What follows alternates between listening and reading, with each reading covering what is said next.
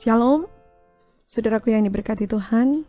Kita berjumpa di Gerakan Membaca Alkitab 365 hari. Kita ada di hari yang ke-319 dalam bagian bacaan Alkitab Kisah Para Rasul pasal 22 sampai 24. Sebelum baca firman Tuhan, mari berdoa. Ya Bapa, ini kami anak-anak-Mu yang rindu akan kebenaran firman-Mu. Kami memohon tuntunan kuasa Tuhan menyertai kami, sehingga kami boleh mengerti kebenaran firman Tuhan yang hendak dibaca di hari ini. Maka ini kami Tuhan, di dalam nama Tuhan Yesus kami berdoa. Amin. Saudaraku yang diberkati Tuhan, marilah kita mulai membaca bacaan Alkitab di hari ini.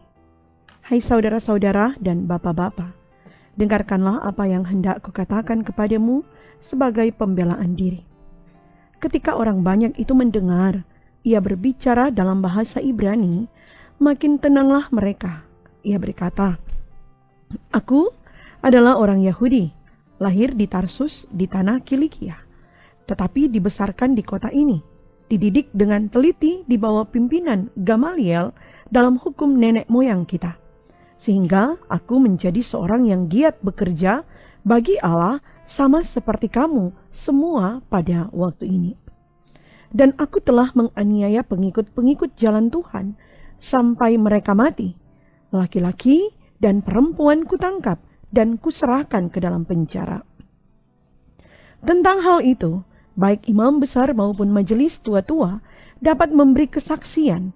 Dari mereka, aku telah membawa surat-surat untuk saudara-saudara di Damsyik, dan aku telah pergi ke sana untuk menangkap penganut-penganut jalan Tuhan yang terdapat juga di situ dan membawa mereka ke Yerusalem untuk dihukum.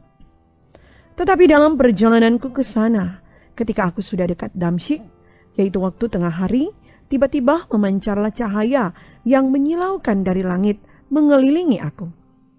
Maka rebalah aku ke tanah, dan aku mendengar suatu suara yang berkata kepadaku, "Saulus, Saulus, mengapakah engkau menganiaya aku?" Jawabku, "Siapakah engkau, Tuhan?" Katanya, "Akulah Yesus, orang Nazaret yang kau aniaya itu." Dan mereka yang menyertai aku memang melihat cahaya itu, tetapi suara Dia yang berkata kepadaku tidak mereka dengar. Maka kataku, "Tuhan, apakah yang harus kuperbuat?" Kata Tuhan kepadaku, "Bangkitlah dan pergilah ke Damsyik. Di sana akan diberitahukan kepadamu segala sesuatu yang ditugaskan kepadamu." Dan karena aku tidak dapat melihat cahaya yang menyilaukan mata itu, maka kawan-kawan seperjalananku memegang tanganku dan menuntun aku ke Damsyik. Di situ ada seorang bernama Ananias, seorang saleh yang menurut hukum Taurat, dan terkenal baik di antara semua orang Yahudi yang ada di situ. Ia datang berdiri di dekatku dan berkata, "Saulus, saudaraku, bukalah matamu dan melihatlah." Dan seketika itu juga aku melihat kembali dan menatap dia. Lalu katanya, "Allah nenek moyang kita telah menetapkan engkau untuk mengetahui kehendaknya, untuk melihat yang benar, dan untuk mendengar suara yang keluar dari mulutnya. Sebab engkau harus menjadi saksinya terhadap semua orang tentang apa yang kau lihat dan yang kau dengar. Dan sekarang, mengapa engkau masih ragu-ragu? Bangunlah, berilah dirimu dibaptis, dan dosa-dosamu disucikan sambil berseru kepada nama Tuhan." Sesudah aku kembali di Yerusalem, dan ketika aku sedang berdoa di dalam bait Allah, rohku diliputi oleh kuasa ilahi. Aku melihat Dia yang berkata kepadaku, "Lekaslah, segeralah tinggalkan Yerusalem, sebab mereka tidak akan menerima kesaksianmu tentang aku." Jawabku, "Tuhan, mereka tahu bahwa akulah yang pergi dari rumah ibadat yang satu ke rumah ibadat yang lain, dan yang memasukkan mereka yang percaya kepadamu ke dalam penjara dan menyesah mereka. Dan ketika darah Stefanus, saksimu itu ditumpahkan, aku ada di situ dan menyetujui perbuatan itu, dan aku menjaga pakaian mereka yang membunuhnya. Tetapi kata Tuhan kepadaku, pergilah, sebab aku akan mengutus engkau jauh dari sini kepada bangsa-bangsa lain. Rakyat mendengarkan Paulus sampai kepada perkataan itu, tetapi sesudah itu mereka mulai berteriak, katanya, enyahkan orang ini dari muka bumi. Ia tidak layak hidup. Mereka terus berteriak sambil melemparkan jubah mereka dan menghamburkan debu ke udara. Karena itu, kepala pasukan memberi perintah untuk membawa Paulus ke markas dan menyuruh memeriksa dan menyesah dia, supaya dapat diketahui apa sebabnya orang banyak itu berteriak-teriak sedemikian terhadap dia. Tetapi ketika Paulus ditelentangkan untuk disesah, berkatalah ia kepada perwira yang bertugas, bolehkah kamu menyesah seorang warga negara Rum, apalagi tanpa diadili? Mendengar perkataan itu, perwira itu melaporkannya kepada kepala pasukan, katanya, apakah yang hendak engkau perbuat? Orang itu warga negara Rum. Maka datanglah kepala pasukan itu kepada Paulus dan berkata, katakanlah, benarkah engkau warga negara Rum? Jawab Paulus, benar. Lalu kata kepala pasukan itu, kewarganegaraan itu kubeli dengan harga yang mahal. Jawab Paulus, tetapi aku mempunyai hak itu karena kelahiranku. Maka mereka yang harus menyesah dia segera mundur, dan kepala pasukan itu juga takut setelah ia tahu bahwa Paulus yang ia suruh ikat itu adalah orang Rom. Namun kepala pasukan itu ingin mengetahui dengan teliti apa yang dituduhkan orang-orang Yahudi kepada Paulus. Karena itu, pada keesokan harinya, ia menyuruh mengambil Paulus dari penjara dan memerintahkan supaya imam-imam kepala dan seluruh mahkamah agama berkumpul. Lalu ia membawa Paulus dari markas dan menghadapkannya kepada mereka. Sambil menatap anggota-anggota mahkamah agama, Paulus berkata, hai saudara-saudaraku, sampai kepada hari ini aku tetap hidup dengan hati nurani yang murni di hadapan Allah. Tetapi imam besar Ananias menyuruh orang-orang yang berdiri dekat Paulus menampar mulut Paulus. Membalas itu, Paulus berkata kepadanya, Allah akan menampar engkau, hai tembok yang dikapur putih-putih. Engkau duduk di sini untuk menghakimi aku menurut hukum Taurat, namun engkau melanggar hukum Taurat oleh perintahmu untuk menampar aku. Dan orang-orang yang hadir di situ berkata, engkau mengejek imam besar Allah? Jawab Paulus, hai saudara-saudara, aku tidak tahu bahwa ia adalah imam besar. Memang ada tertulis, janganlah engkau berkata jahat tentang seorang pemimpin bangsamu. Dan karena ia tahu bahwa sebagian dari mereka itu termasuk golongan orang Saduki dan sebagian termasuk golongan orang Farisi, ia berseru dalam mahkamah agama itu, katanya, hai saudara-saudaraku, aku adalah orang Farisi, keturunan orang Farisi. Aku dihadapkan ke mahkamah ini karena aku mengharap akan kebangkitan orang mati. Ketika ia berkata demikian, timbullah perpecahan antara orang-orang Farisi dan orang-orang Saduki, dan terbagi-bagilah orang banyak itu. Sebab orang-orang Saduki mengatakan bahwa tidak ada kebangkitan dan tidak ada malaikat atau roh, tetapi orang-orang Farisi mengakui kedua-duanya. Maka terjadilah keributan besar. Beberapa ahli Taurat dari golongan Farisi tampil ke depan dan membantah dengan keras, katanya, kami sama sekali tidak menemukan sesuatu yang salah pada orang ini. Barangkali ada roh atau malaikat yang telah berbicara kepadanya. Maka terjadilah perpecahan besar, sehingga kepala pasukan takut kalau mereka akan mengoyak-ngoyak Paulus. Karena itu ia memerintahkan pasukan untuk turun ke bawah dan mengambil Paulus dari tengah-tengah mereka dan membawanya ke markas. Pada malam berikutnya, Tuhan datang berdiri di sisinya dan berkata kepadanya, kuatkanlah hatimu, Sebab sebagaimana engkau dengan berani telah bersaksi tentang aku di Yerusalem, demikian jugalah hendaknya engkau pergi bersaksi di Roma. Dan setelah hari siang, orang-orang Yahudi mengadakan komplotan dan bersumpah dengan mengutuk diri bahwa mereka tidak akan makan atau minum sebelum mereka membunuh Paulus. Jumlah mereka yang mengadakan komplotan itu lebih daripada 40 orang. Mereka pergi kepada imam-imam kepala dan tua-tua bangsa Yahudi dan berkata, "Kami telah bersumpah dengan mengutuk diri bahwa kami tidak akan makan atau minum sebelum kami membunuh Paulus. Karena itu, hendaklah kamu bersama-sama dengan Mahkamah Agama menganjurkan kepada kepala pasukan supaya ia menghadapkan Paulus lagi kepada kamu, seolah-olah kamu hendak memeriksa perkaranya lebih teliti, dan sementara itu kami sudah siap sedia untuk membunuh dia sebelum ia sampai kepada kamu." Akan tetapi, kemenakan Paulus, anak saudaranya perempuan, mendengar tentang penghadangan itu.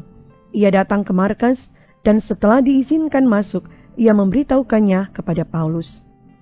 Lalu Paulus memanggil salah seorang perwira dan berkata kepadanya, "Bawalah anak ini kepada kepala pasukan, karena ada sesuatu yang perlu diberitahukannya kepadanya." Perwira itu membawanya kepada kepala pasukan dan berkata, "Paulus, orang tahanan itu, memanggil aku dan meminta supaya aku membawa anak muda ini kepadamu, sebab ada yang perlu diberitahukannya kepadamu." Maka kepala pasukan itu memegang tangan anak muda itu, lalu membawanya ke samping dan bertanya, "Apakah yang perlu kau beritahukan kepadaku?"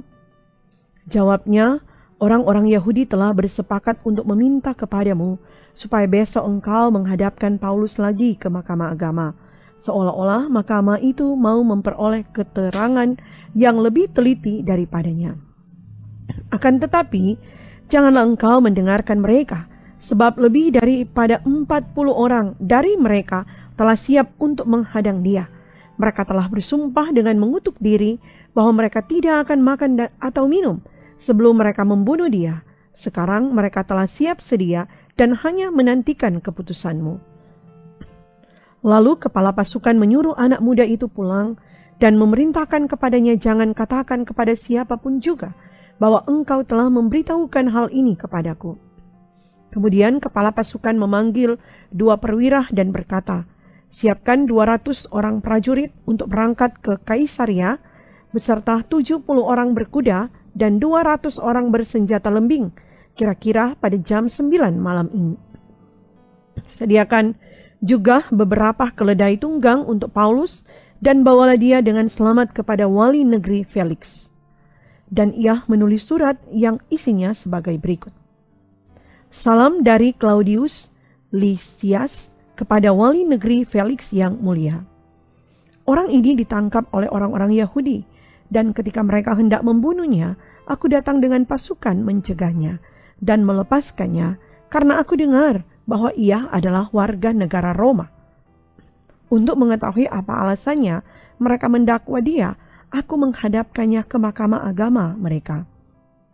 Ternyatalah bagiku bahwa ia didakwa karena soal-soal hukum Taurat mereka, tetapi tidak ada tuduhan atas mana ia patut dihukum mati atau dipenjarakan. Kepadaku telah diberitahukan bahwa ada komplotan merencanakan membunuh dia. Karena itu aku segera menyuruh membawa dia kepadamu, sedang kepada para pendakwa telah kuberitahukan bahwa mereka harus mengajukan perkara itu kepadamu." Lalu prajurit-prajurit itu mengambil Paulus sesuai dengan yang diperintahkan kepada mereka dan membawanya pada waktu malam ke Antipatris. Pada keesokan harinya, mereka membiarkan orang-orang berkuda dan Paulus meneruskan perjalanan, dan mereka sendiri pulang ke markas. Setibanya di Kaisarea, orang-orang berkuda itu menyampaikan surat itu kepada wali negeri serta menyerahkan Paulus kepadanya. Dan setelah membaca surat itu, wali negeri itu menanyakan Paulus dari provinsi manakah asalnya. Dan ketika ia mendengar bahwa Paulus dari Kilikia, ia berkata, "Aku akan memeriksa perkaramu bila para pendakwamu juga telah tiba di sini." Lalu ia menyuruh menahan Paulus di istana Herodes. 5 hari kemudian, Datanglah imam besar Ananias bersama-sama dengan beberapa orang tua-tua dan seorang pengacara bernama Tertulus. Mereka menghadap wali negeri dan menyampaikan dakwaan mereka terhadap Paulus. Paulus dipanggil menghadap dan Tertulus mulai mendakwa dia. Katanya, "Felix yang mulia, oleh usahamu kami terus-menerus menikmati kesejahteraan, dan oleh kebijaksanaanmu banyak sekali perbaikan yang telah terlaksana untuk bangsa kami. Semuanya itu senantiasa dan di mana-mana kami sambut dengan sangat berterima kasih. Akan tetapi, supaya jangan terlalu banyak menghabiskan waktumu, aku minta supaya engkau mendengarkan kami sebentar dengan kemurahan hatimu yang terkenal itu. Telah nyata kepada kami bahwa orang ini adalah penyakit sampar, seorang yang menimbulkan kekacauan di antara semua orang Yahudi di seluruh dunia yang beradab, dan bahwa ia adalah seorang tokoh dari sekte orang Nasrani. Malahan, ia mencoba melanggar kekudusan bait Allah. Oleh karena itu, kami menangkap dia dan hendak menghakiminya menurut hukum Taurat kami. Tetapi, kepala pasukan Lisias datang mencegahnya dan merebut dia dengan kekerasan dari tangan kami. Lalu menyuruh para pendakwa datang menghadap engkau.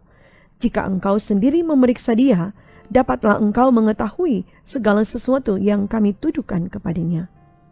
Dan juga orang-orang Yahudi menyokong dakwaan itu dengan mengatakan bahwa perkara itu sungguh demikian. Lalu wali negeri itu memberi isyarat kepada Paulus bahwa ia boleh berbicara. Maka berkatalah Paulus, "Aku tahu bahwa sudah bertahun-tahun lamanya engkau menjadi hakim atas bangsa ini. Karena itu, tanpa ragu-ragu, aku membela perkaraku ini di hadapanmu. Engkau dapat memastikan bahwa tidak lebih dari 12 hari yang lalu aku datang ke Yerusalem untuk beribadah.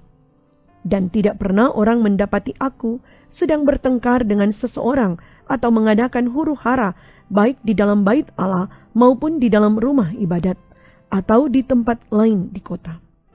Dan mereka tidak dapat membuktikan kepadamu apa yang sekarang dituduhkan mereka kepada diriku.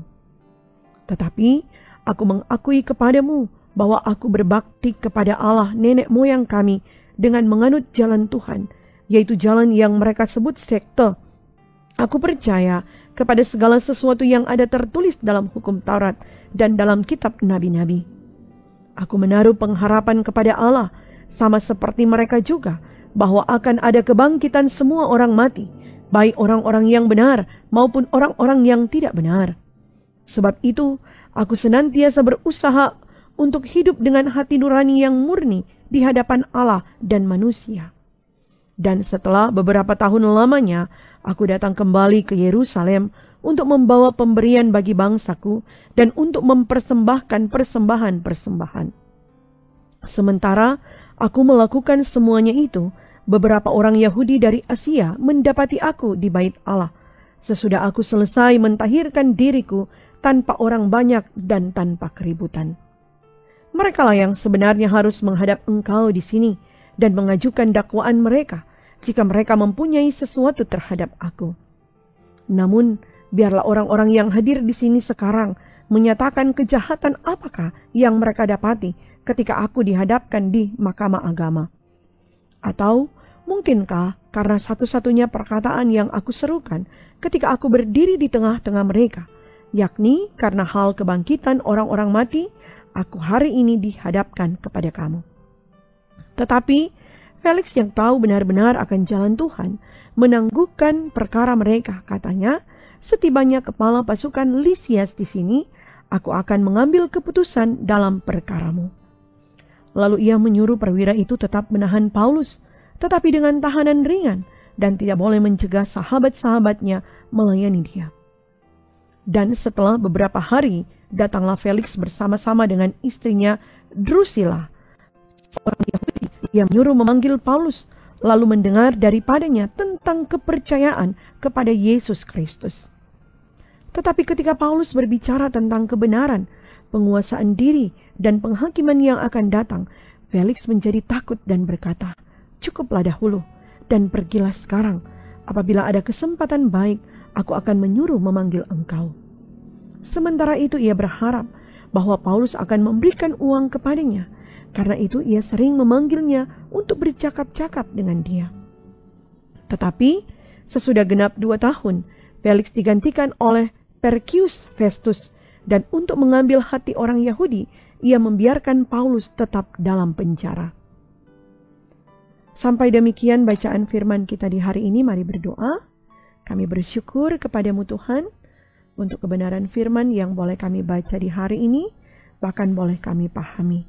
Kami tetap terus memasrahkan hidup kami kepadamu, sehingga Engkau menuntun kami bukan hanya sekedar memahami firman, tetapi menjadi pelaku firman di hidup ini. Kami memasrahkan hidup kami di hari ini dalam perjalanan tugas kerja tanggung jawab pelayanan kami, memasrahkan perjalanan hidup keluarga dalam rencana-rencana yang hendak kami lakukan, dan memasrahkan kehidupan saudara-saudara kami yang membutuhkan uluran tangan kasih-Mu, pun saudara-saudara kami yang bersyukur di hari ini. Maka ini doa kami dalam nama Tuhan Yesus kami berdoa. Amin. Saudaraku yang diberkati Tuhan, demikian bacaan kita di hari yang ke-319 di hari ini. Kiranya Tuhan Yesus senantiasa selalu menyertai dan memberkati kita sekalian. Shalom.